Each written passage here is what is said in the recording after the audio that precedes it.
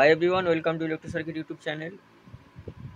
সামনে যে অ্যাম্প্লিফায়ারটি দেখতে পাচ্ছ, এটা আজকে এসেছে ডায়মন্ড হারবার থেকে। লালটু নস্কর দাদা নিয়ে এসেছে। তো এটার কাজ অলরেডি হয়ে গেছে। তো কী কী কাজ হলেও বলছি। তো এই অ্যাম্প্লিফায়ারটা ছিল টিডিএ 7297 ডবল এসি অ্যাম্প্লিফায়ার ছিল। এটাকে আরও হাই করা হয়েছে। এই যে বোর্ড 7297, সবাই জানো যে এটা স্টিরিও আউটপুট, যারা জানে দুই সাইড থেকে আউটপুট। তো এই বোর্ডটা ছিল, এর পরিবর্তে 100 ওয়াট বোর্ড মানে অ্যাম্প্লিফায়ার করে দেওয়া হয়েছে। এই সামনের লুক মোনো অ্যাম্প্লিফায়ার, এখানে পাওয়ার সুইচ পুশ ছিল, সেটা এসপিটিটি দেওয়া হয়েছে। এসপিটিটি না এসপিএসটি গন্ডগোল হচ্ছে আমার এখন একটু বলতে। মাইক্রোফোন সকেট মানে ইনপুট সকেটটা চেঞ্জ করা হয়েছে, কমো সকেট ছিল। ভলিউম, বেস, টোন এটা মিট করে দেওয়া হয়েছে, এই দুটো ফলস আছে।